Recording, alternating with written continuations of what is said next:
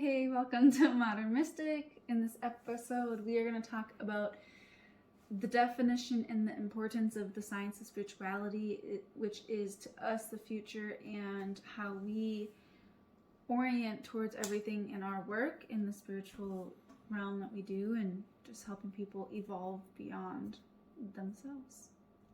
I like to think of the science of spirituality as the intersection where, like, the logical, material science of physics and the Western science, or just general science all over the world, traditional science, and like Eastern energy working, spiritual, shamanistic spirituality, where that intersection meets. So as scientists have been able to study things more and more and been more able to hone in on different energetic properties of the earth, when they have been uncovering that a lot of the Eastern or shamanistic or spiritual teachings that have been being taught since the dawning of time now makes sense, where it's not just hocus pocus.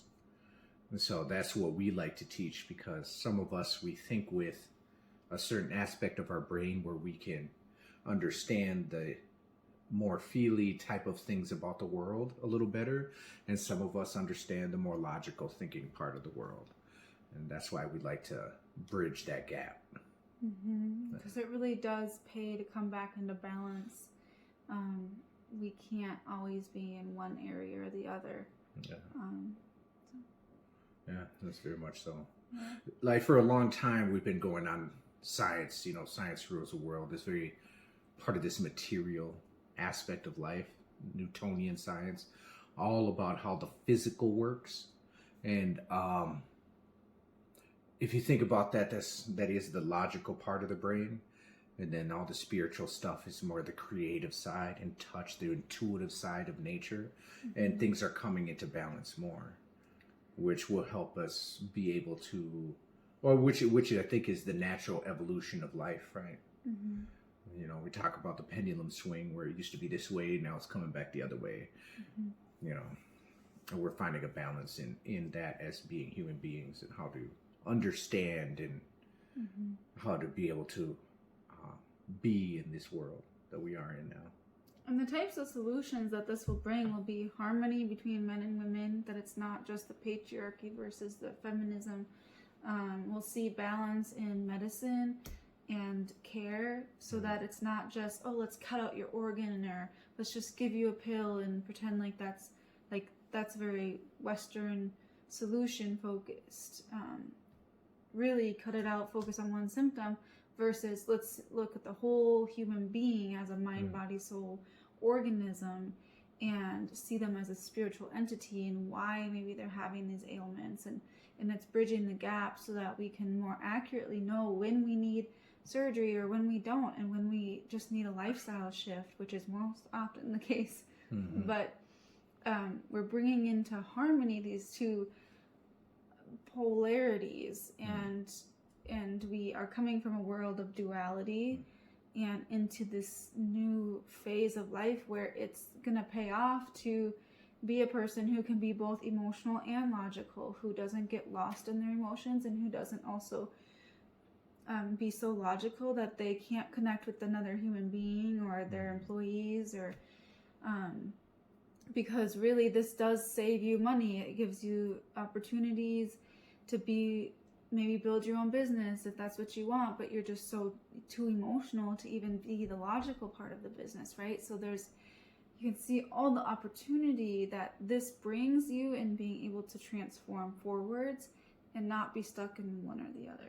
And it demystifies the experience. Like, it seems woo-woo, or it seems like, what is that person talking about if we say, well, you're having a hard time manifest or bringing into reality the thing, or bringing this change into your life because your pineal gland is calcified, or because your chakras, have an energetic block or something like that. Yeah, but it's really a scientific thing that they can now measure and prove. So that's where it's like the science is coming in to prove but these ancient knowledge practices are true and the pillar of our human existence, really. Yeah, and I think it's important to also communicate that we're definitely not saying that one is better than the other, and we're not saying that one is preferred than the other. It really is about the balance. Modern medicine has, in many ways, evolved into what it is because there's aspects of it that has worked, and there's things that, like, we don't always have the mind and ability we can't do surgery with our mind. And if we need the surgery, we should probably go get the surgery. You know what I mean? It's just part of the evolution of man. Some of the scientific, like our cell phones and all that stuff, all these things have come to be because of science. So we can't discount what science has done for us. You know what I mean? And sometimes I think what happens is when we get into spirituality, we start rejecting the world, the material world. But in reality, we are part of this material world. And that's why it's important for us to want to make sure that we have this balance, right? And an understanding of both the physical and the spiritual, an understanding of the mind, body, and soul, the thought, matter, energy, So we're excited that we've been able to kind of peel back some of these layers of the onion to be able to offer it up to you guys, so you can take a look at it too, and then you can utilize it in your life however you want to utilize it. And like Maeve said, if you want to do a business, or if you're just having issues at your current job that you're working at and you're losing the luster for life, you don't necessarily have to quit your job if you actually like it, where you can find a balance in your life, because maybe in another area of your life is unbalanced in an energetic way that could help bring your job into focus, where it's not so hectic for you. There's a lot of different ways we can utilize the science of spirituality and the tools that we have to offer. Yeah, I like that you said that example, because I think a lot of people, especially in like the New Age movement, which I don't always agree with because it's sometimes somewhat toxic, is that people feel like, oh, well, I have to just, like, the pressure or the conditioning that's coming from that type of movement is like, oh, you have to like change your whole life and like move to Bali, or you have to like change everything and get a divorce and move across. Like, nobody's saying that you have to make those huge drastic changes. And even the ancient medicine, in Ayurveda, they say the more complex the illness, the more simple the solution. And it's like, if you do have security and safety in this area of your life, like it doesn't make sense to just like throw that away. All the way and then be maybe in a worse spot, because now you maybe don't have the stability to support that transformation that needed to happen in that other area, right? And so it's really important, I think we can get stuck in that, like, all or nothing thinking, but that's not what we're saying. And I hope that that's where we say, like, be your own guru. If you hear some advice on the internet, like, make sure that you really digest it and decide whether or not that's for you. Yeah. You always talk about the whole being your own guru part of life. And the reason being is that we are all individual aspects of reality and of life, and the experiences that we have and the experiences that we're sharing with everyone else around us are very much unique to each individual person, and that's what we're bringing into this world, sharing. And whether we believe it or not, we are contributing to the greater consciousness of existence. And we just want to offer up these tools, the science of spirituality, as a means for you to feel very comfortable in you being able to express yourself in life, and be that expression of who you are in life in a happy, content, and balanced way. And even if it's just a little bit of off balance, you just need a little tipping back, you can go ahead and take a look at the different tools that we have. in order to help out with that. Mm-hmm. And as you learn to do this, you will become familiar with the tools that work for you, or the modalities that really help you come back into balance and center into yourself. And that's the whole point, is that we're helping people who have been so disconnected from themselves for so long that they don't know how to sit in stillness for 30 seconds. They don't know what their inner voice sounds like, or what it's saying to them on a daily basis. Mm-hmm. They don't know which direction in life they want to go in, because they've just been listening to everyone else for so long that it's too scary to say, you know what, actually this is what I want. And so if that's you, like, welcome, because that's what we do, and that's where we've come from. We've walked those paths too, and sometimes it's still scary and confusing, but we have these tools and this connection to ourselves, and now that we can rely on. So that's where you want to keep watching out for our videos, because we're also doing collaborations with other people who are experts at their specific modality. And so there's some people who are really good at knowing how to move the fascia and release trauma from the fascia by doing like physical maneuvers of the body.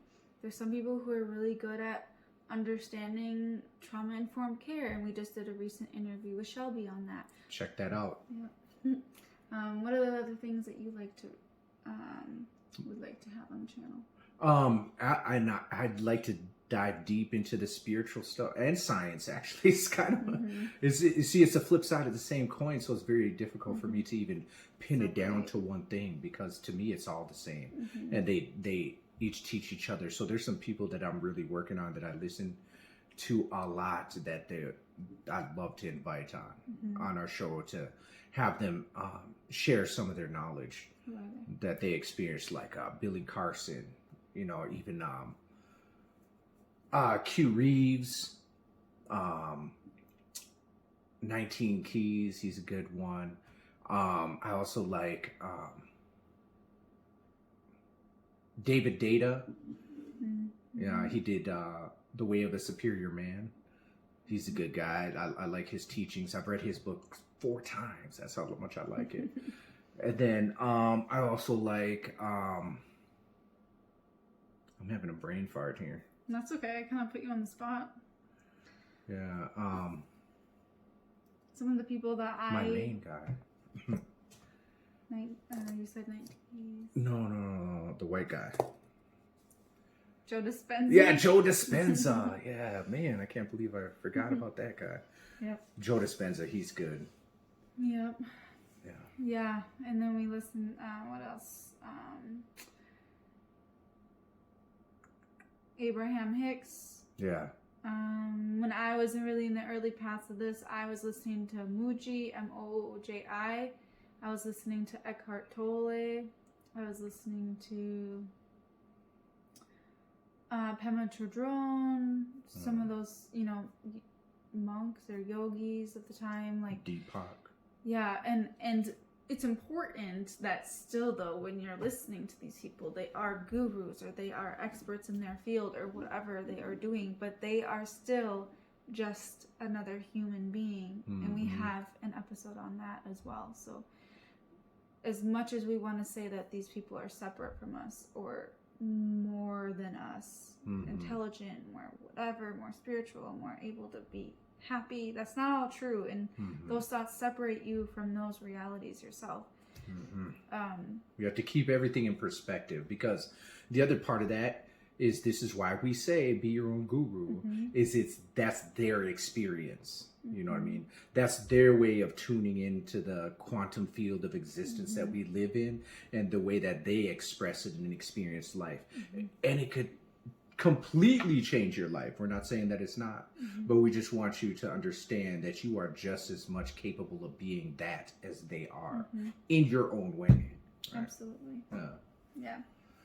So we always say, if we're going to give you one tip, you know, if you want to go with one thing, I know we just gave you lots of people to research, but one thing is to start practicing connecting into who you are, who you are at the core, when nobody else is around, when the room is quiet, when there's no distractions, nothing to do.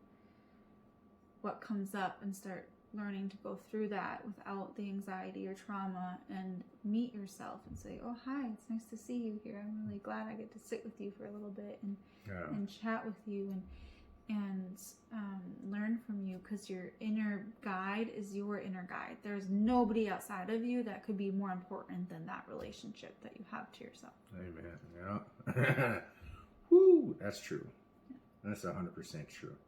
And just to add to that list, I do have a list of books that you can listen to on YouTube that I recommend, that I've either listened to or I'm also working on listening to, and it covers a huge range of it covers a decent amount of topics, and when you look at all the different topics, I would like if you understood, but it depends on where you're at, that everything is a spiritual walk. I don't care what you're doing. It is an inner work, even though you're trying to work something on the outside of you. But at the same time, if you feel like you want it, if it makes you feel more comfortable to say this is scientific, and it gets you to do the work, then that's fine. Call it scientific. Yeah. All leads to the same place, right? Yeah. Yeah. Cool. All right.